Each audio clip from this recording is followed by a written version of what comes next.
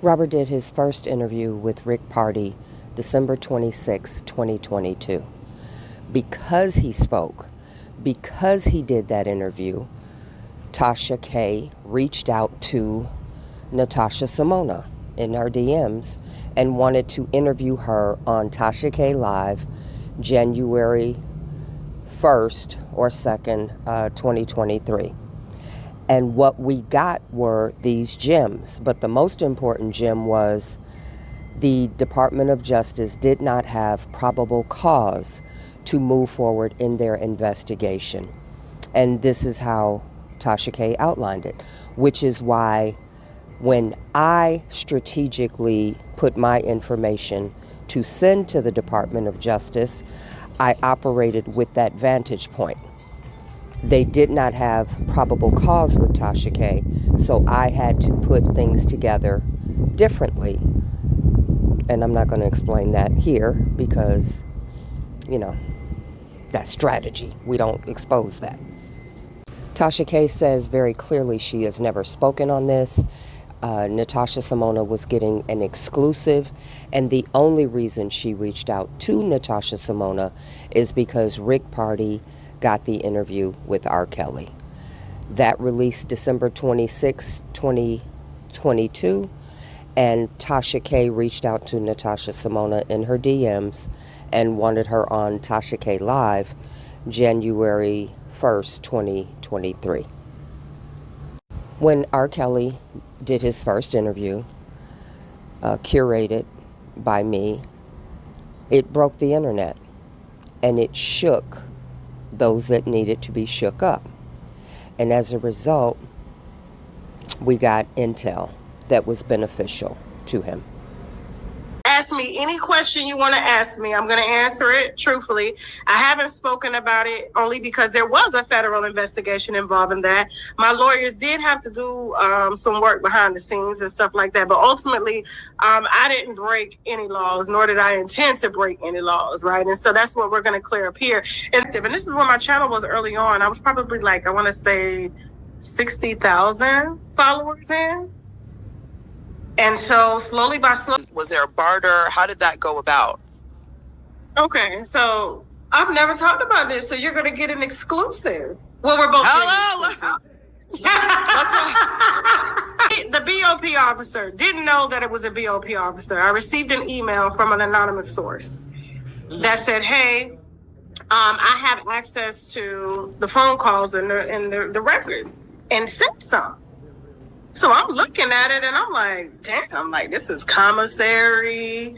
This is so this is official. Emails. So you knew that whatever this is email you got. Listen, I put it out. I literally was like, damn, here you go.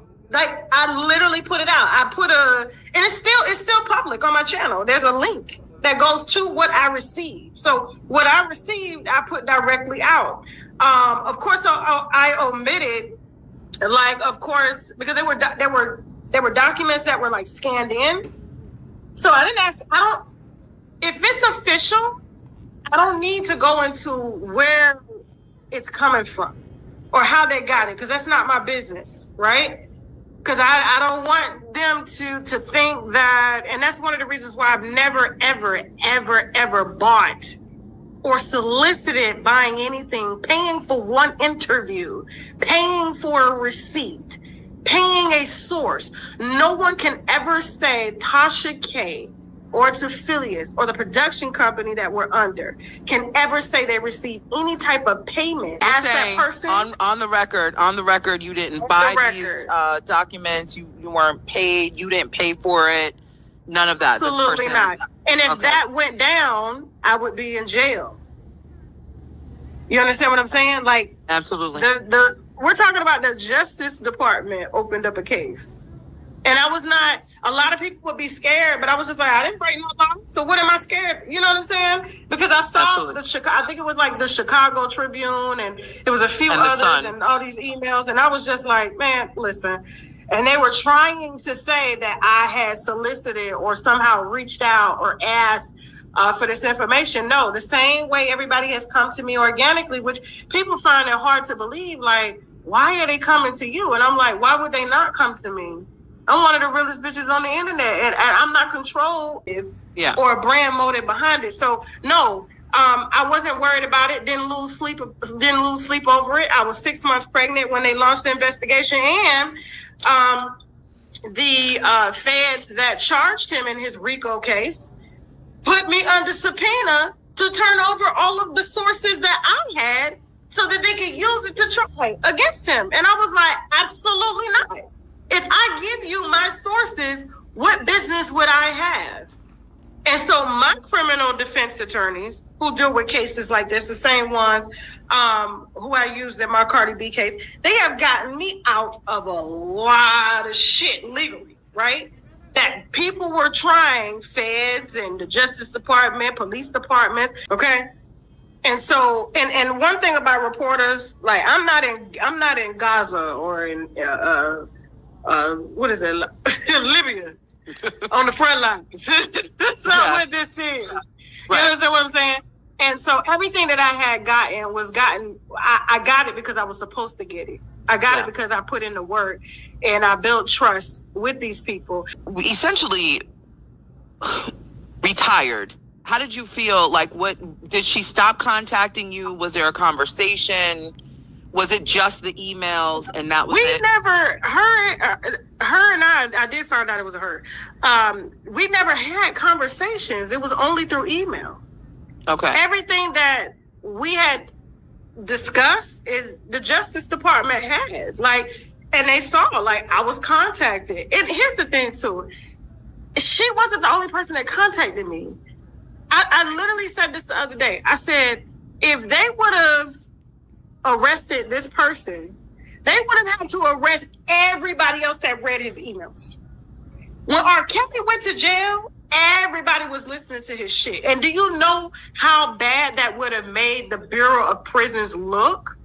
For them to have to reprimand hundreds of officers across different states? Because this has been a practice that's ongoing. This is not just an isolated situation with R. Kelly. They listen to every inmate's calls. That's why when someone gets arrested, my dad worked in the Bureau of Prisons 30 years, and they receive the files, and they go and they do the work. Especially if it's a celebrity coming in, they all gather to see what it is, what have they done, right?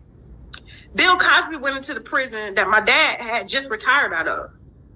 So he's like, I'm sure they looked that up. They look it up. That would have to take them dismembering the Bureau of Prisons as a whole with this one R. Kelly situation. Was it? I wouldn't even say was it up. No, it wasn't, because this is it's culture. It's the media. The media's been getting shit like this. Right? They get private emails. The news does it all the time. They've been doing it for years. Hillary's emails, Hillary Clinton's emails. You know what I'm saying? This is what happens between media and it just stuff like this goes on all the time. So no, I wasn't. No, they would have had to arrest themselves. Right. With me. Right. This is a culture.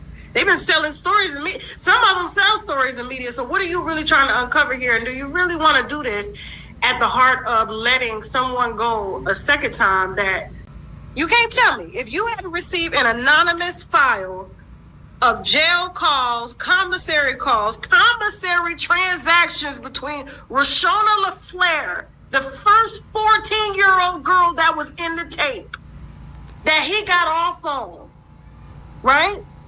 Sending him commissary, putting money on his books while he's in jail. That's what he was mad about. He was mad because the girls that thought they was the only girls, and there was more girls that we put out that was putting money on his books. See, there's a very, very scandalous bishop said this to me. You gotta, I say this all the time. You gotta, forget who the messenger is, just get the message. The most scorned people in the world are the ones that turn on you, and it's women, it's mistresses. They're the main ones that put in jail, okay? And at the end of the day, whether these were young girls, he played them, and they were scorned. And they got more and more embarrassed, okay, as everything unfolded. It wasn't just me, right? It didn't even have anything to do with the RICO charge at the time. They didn't have anything. So he didn't, what he's trying to say, it doesn't make sense. And I think anything, it's unspoken rules that go on between media and the people who have the receipts. So to say that this Bureau of Prisons officer should be in jail and should be reprimanded, so should the other 60 people that they saw access his emails, that they found. Other people, did they send anything to you? No. Listen, I received there was multiple sources, and the Justice Department were very, very cooperative with them about that.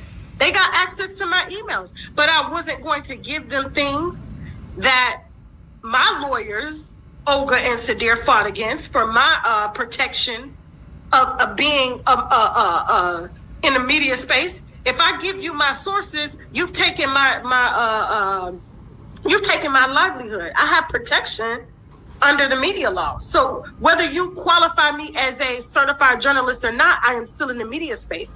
And my attorneys were able to really make a case, and I didn't have to provide shit. But when they found out that I was receiving, that's when they tried to use it as, oh, we got her now.